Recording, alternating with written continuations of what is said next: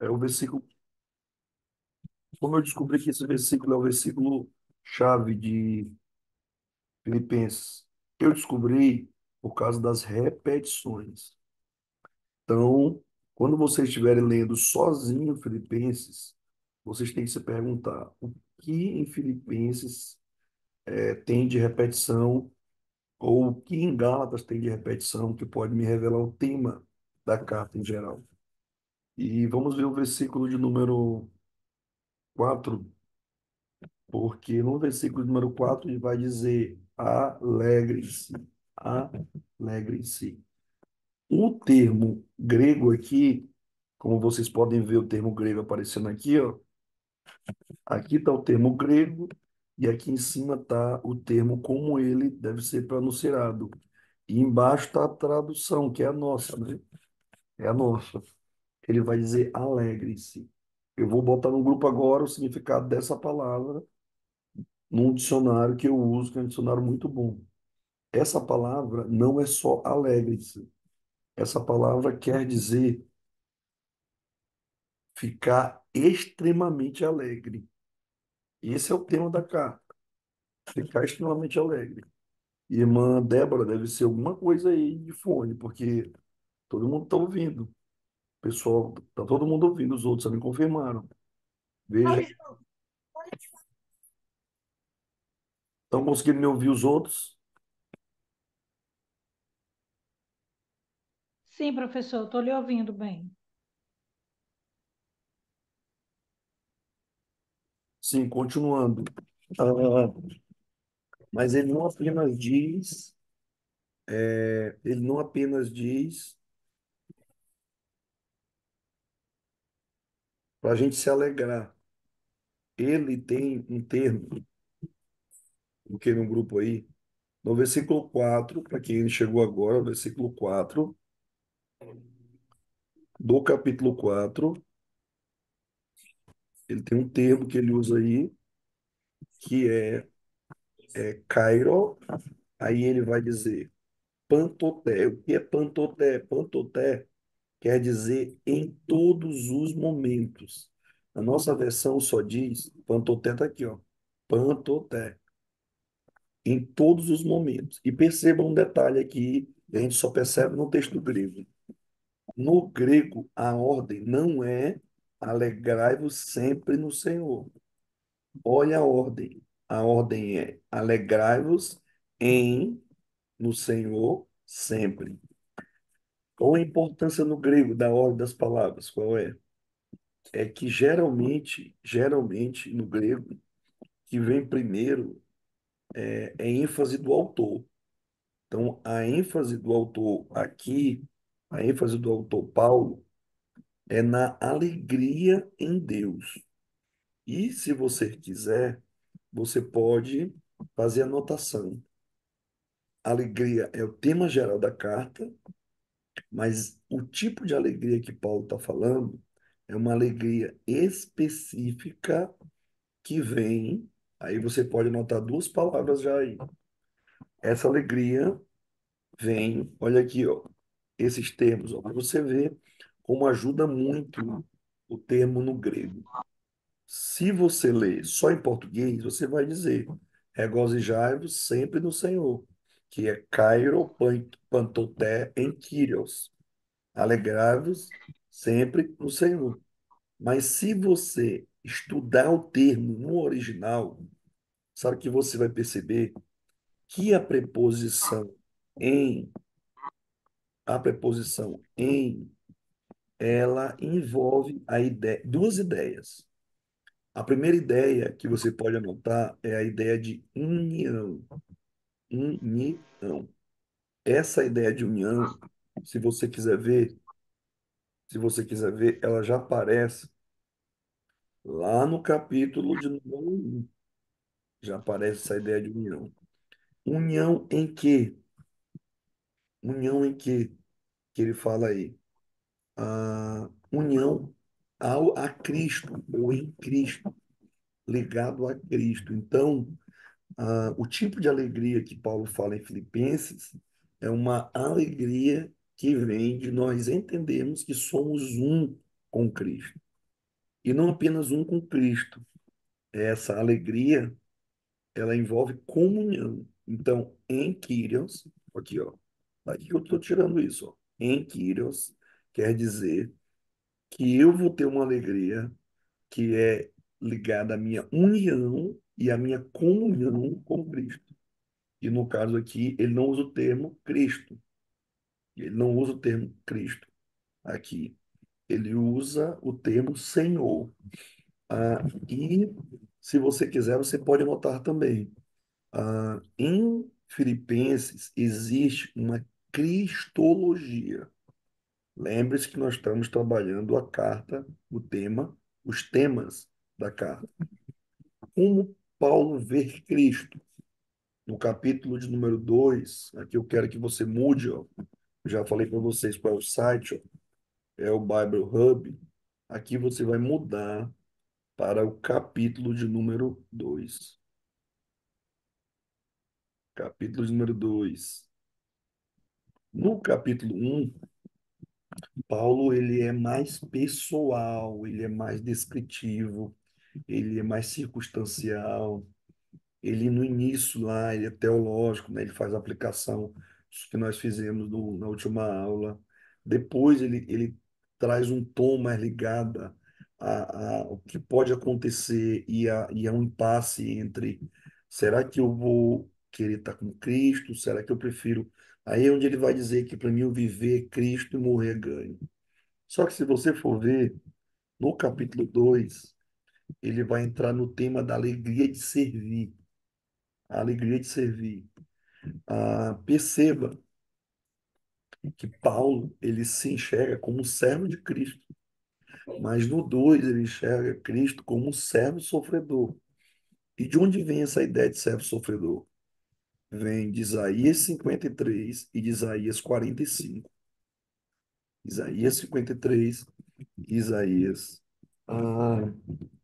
45. Aqui, nesse capítulo 2 é uma das primeiras vezes de forma clara que a gente descobre que Paulo já lida com um problema na igreja, só que não é um problema tão grave quanto era em Corinto. Corinto era facção, né? Haviam facções. Mas no capítulo 2 ele já dá sinal de que, veja no versículo 3 ele vai dizer: ah, nada façais por partidarismo, ou seja, pensando só no seu grupo, na sua panela. Ou vanglória. Vanglória, aqui nesse texto usado aqui, é a palavra grega kenodoxia. É esse termo doxa, já é um termo já muito conhecido no Novo Testamento, muito conhecido. A ideia é você ter uma glória sem fundamento, é você ter um amor próprio vazio, sem sentido. É uma opinião que te leva ao erro. Eu vou colocar aqui para vocês o significado do dicionário no grupo, viu? No grupo. Ah,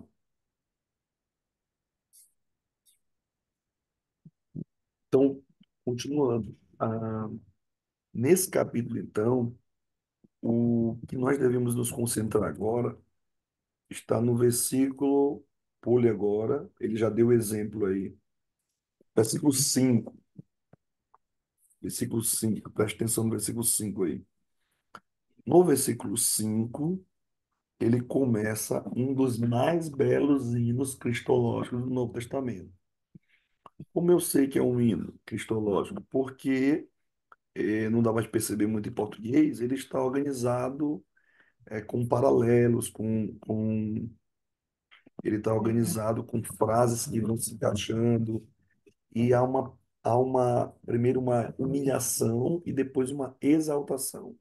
Mas eu quero que vocês percebam que ele quer resolver o problema do versículo 1 até o versículo de número 4. Ele quer resolver dando exemplo de Cristo. Ele está dizendo: olha, não, vanglória não, partidarismo não, pensar em si mesmo não. Aí alguém pode dizer, sim, mas como vai resolver isso, Paulo? Aí ele fala de Cristo. No versículo 5 ele diz: tende o mesmo sentimento. Observe que ele não vai dizer um sentimento semelhante, ele vai dizer o mesmo sentimento. Aqui começa uma das maiores cristologias do Novo Testamento. Se você quiser entender o que é cristologia, quem é Cristo, você tem que ir para Colossenses 1, você tem que ir para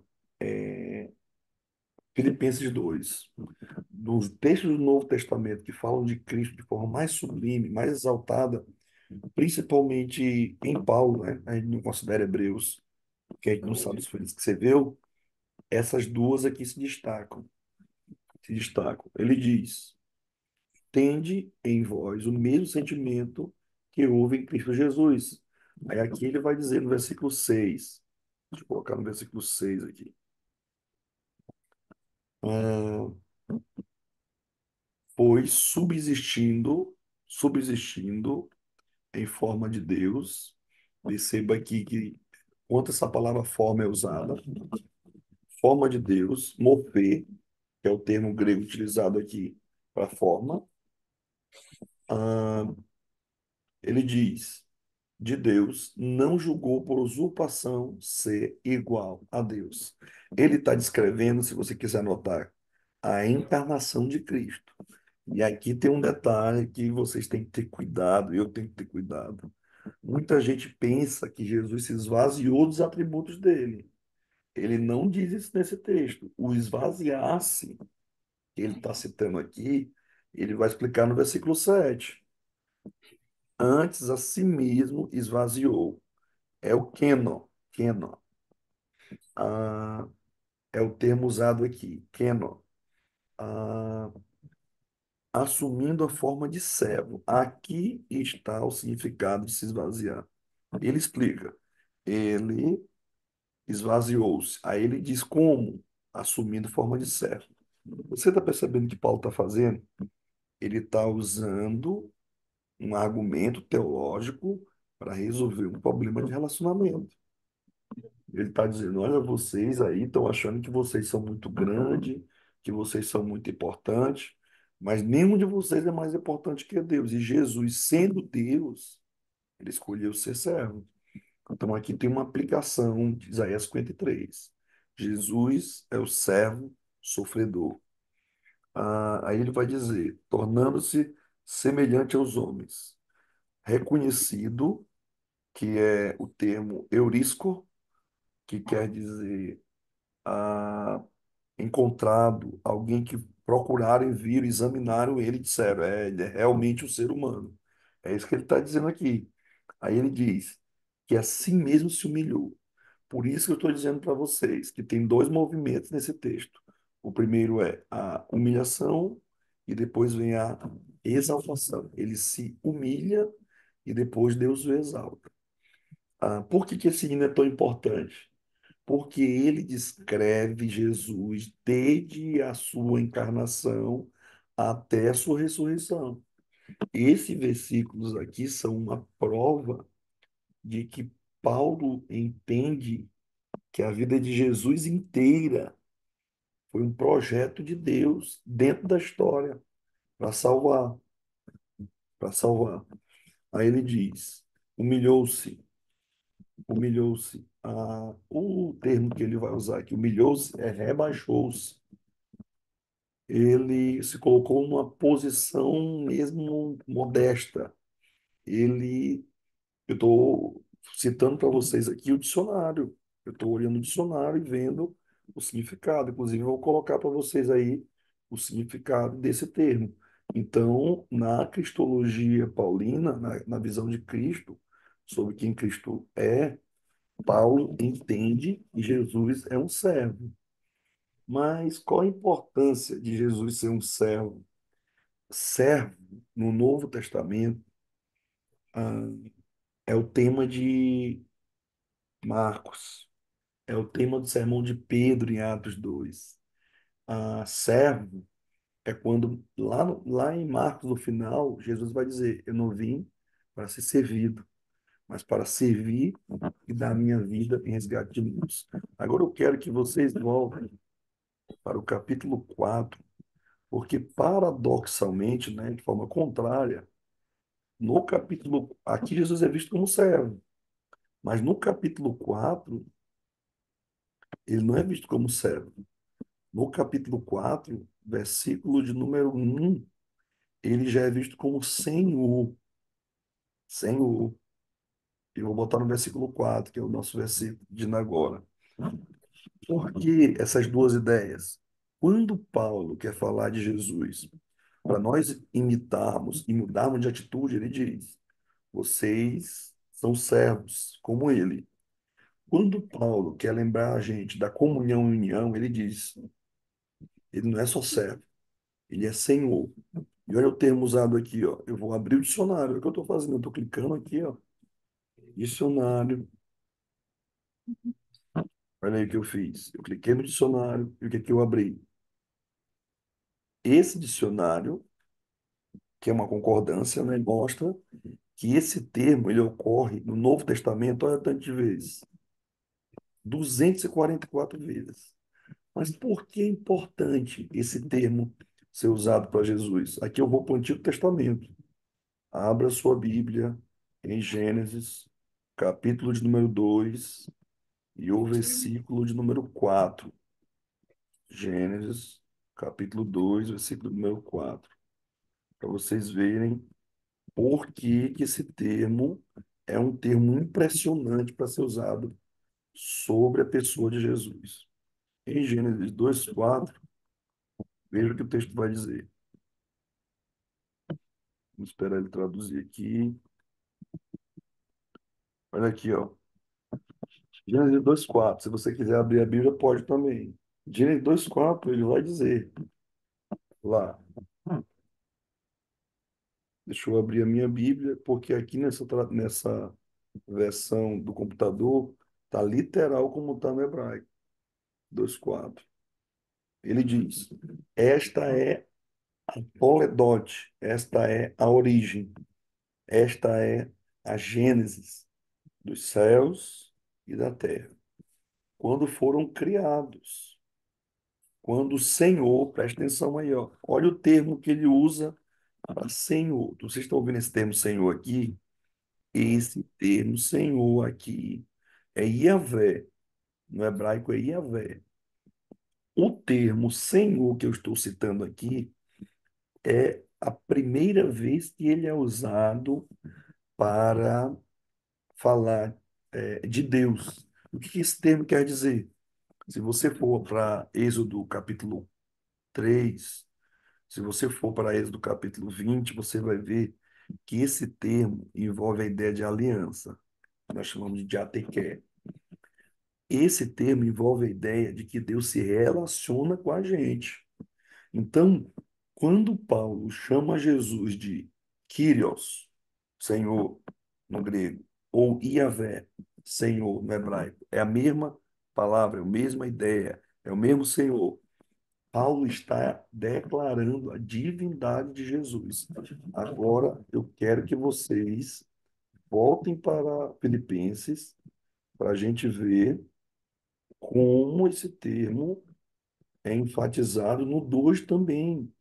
Então, no capítulo 2 ainda, ele não apenas chama Jesus de servo, não apenas chama Jesus de servo, ele chama Jesus de Senhor. Depois, com mais calma, vocês podem comparar esse texto do capítulo 2 com o sermão de Pedro, no capítulo 2 de Atos. Comparem depois com calma, para vocês verem como tem muita semelhança. Deixa ele abrir aqui. Professor, Sim, mas esse sentido lá de, só me corrija se eu estiver errado, lá do sermão de Pedro de servo, ele está dando um sentido de mártires ali, não é isso? para Jesus? Não. Não, não, para quem se torna servo, né? Só que Pedro está aplicando, Pedro vai dizer em Atos que Deus o fez, quem? Jesus, Senhor e Cristo. Eu me refiro a essa parte, entendeu? Ah, sim, sim, ok. Então, Cristo é um título, Senhor é um título. Senhor, no Antigo Testamento, é um título dado só para Deus. Ah, só que aqui em Filipenses, quem recebe esse título é Jesus. E esse título, vocês podem ver isso no versículo de número 10.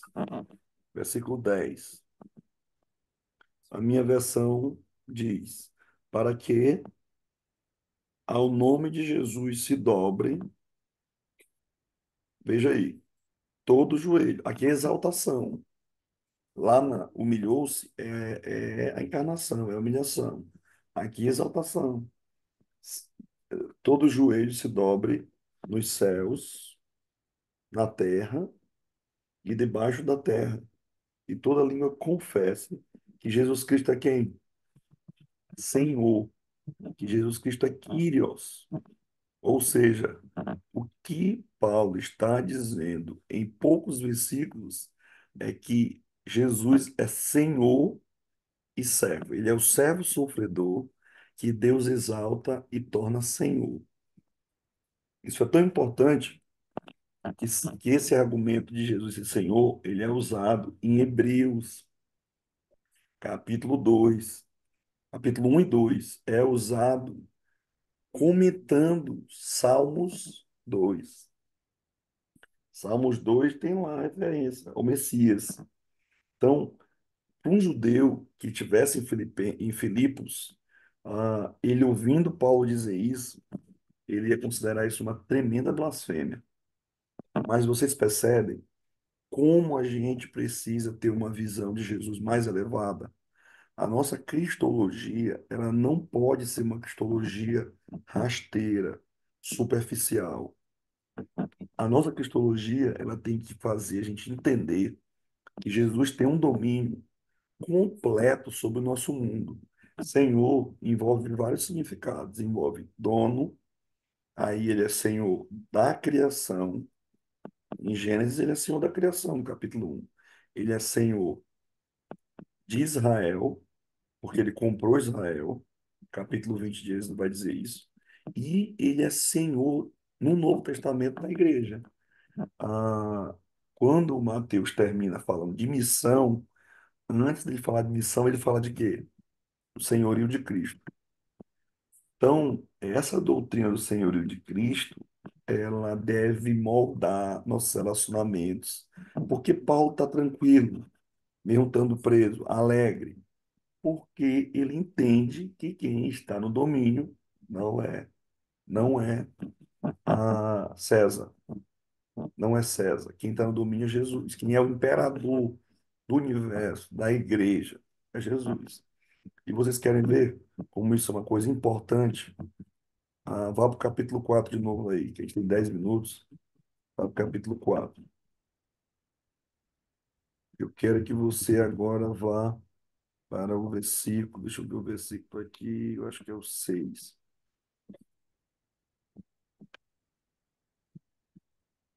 Quando ele vai trabalhar o tema da ansiedade, ele vai desenvolver o tema da ansiedade, aí ele vai falar que depois que você obedecer a ordem de se alegrar, depois que você começar a apresentar diante de Deus com oração e súplica, ah, ele vai dizer que vai acontecer uma coisa com a gente. A versão diz que a paz de Deus, que excede a todo entendimento, a minha versão diz, guardará o vosso coração e o vosso sentimento em Cristo Jesus.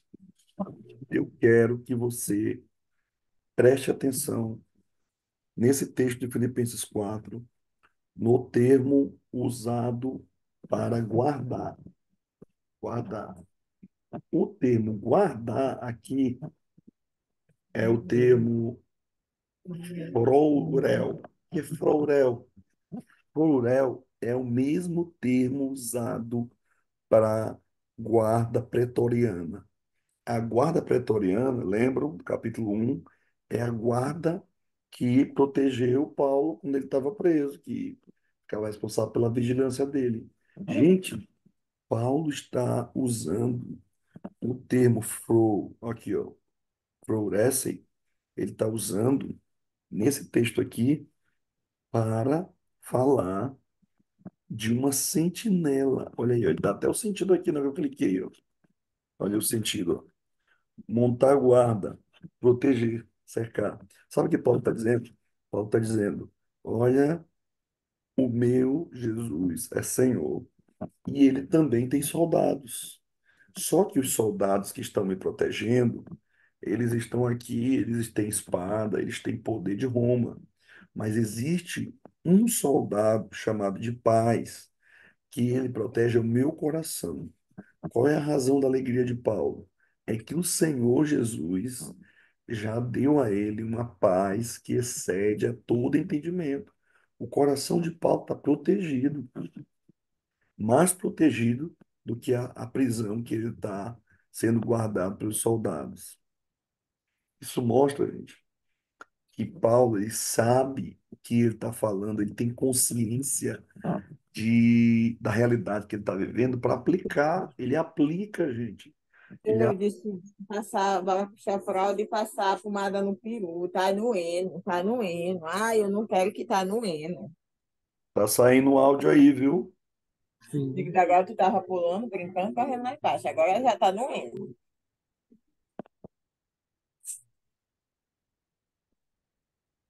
Deixa eu desligar o microfone da irmã Roberta aqui. Pronto. Pois é, vocês percebem então, é, esse senhorio mexe com Paulo dentro dele. Ele diz que isso pode ser desfrutado por nós, mas não apenas isso. Esse senhorio faz Paulo perder o medo da morte no capítulo 1. Esse senhorio faz Paulo entender que Cristo é servo, nós devemos ser servo, e que no final Jesus vai ser adorado. Então, lá agora para o capítulo de número 3, que a gente já tem pouco tempo, mas vocês percebem, Cristo está na carta. Cristo é exaltado nessa carta. Essa carta, gente, era para ser só um bilhete que Paulo iria escrever, agradecendo pela oferta, mas se tornou uma declaração do senhorio de Cristo e de como eu posso viver uma vida alegre e em paz, sendo protegido pela paz de Cristo. Ah, aqui, Paulo vai mostrar, vai usar um termo, que é o termo ginomai, para falar de conhecer o poder da ressurreição. Mas o que eu quero mostrar para vocês não é só isso. É que no capítulo 3 Paulo vai falar que o conhecimento de Cristo, ele vai superar qualquer outro tipo de conhecimento. Paulo vai pegar a história dele toda, o judaísmo, como fariseu, como alguém circuncidado, e ele vai agora dizer que tudo isso não tinha valor nenhum mais, mas o que tinha maior valor para ele agora, ele vai descrever isso no 5, qual era a tribo que ele era. É praticamente a biografia mais completa de Paulo. Olha que coisa interessante. Em uma carta, Paulo conta a sua história, mas na verdade o que ele quer apontar no versículo 7 mais o que para mim era lucro, isto considerei por perda. Eu considerei por perda. a, o termo aqui no original é zemia, quer dizer prejuízo. Aí ele diz: sim, deveras considero tudo perda, por causa da sublimidade do conhecimento de Cristo. Se você estiver notando, o termo conhecer aqui, usado por Paulo, ah, é um termo muito conhecido no mundo antigo. Esse termo envolve um conhecimento profundo. Geralmente, esse termo era usado pelas seitas, né? Mas Paulo está usando aqui ele no sentido correto. Ele está dizendo: olha, eu prefiro ter tido intimidade, conhecido pessoalmente Jesus, do que tido só um conhecimento teológico, teórico. Eu tenho um conhecimento experimental. Eu sei quem ele é, eu tenho intimidade com ele. É isso que ele está falando. Aí ele ainda diz, no versículo, ele considera como refúgio, um refúgio. Não se escandalizem, viu? Mas eu estou com o meu texto aqui grego aberto. E sabe que refugo aí? Algumas versões vão chamar de esterco. Pois é isso mesmo. O meu dicionário aqui vai dizer, do jeito que eu coloquei no grupo de vocês, resto ou excremento de animais. É isso que Paulo está dizendo. Paulo está desprezando qualquer outro tipo de conhecimento? Não. O que ele quer mostrar, gente, é que perto do conhecimento de quem Cristo é, não existe nenhum conhecimento que se compare. E lembre-se, já para encerrar, para concluir, eu falo isso. Conhecimento não é só ter domínio de conceito. Conhecimento não é só saber sobre.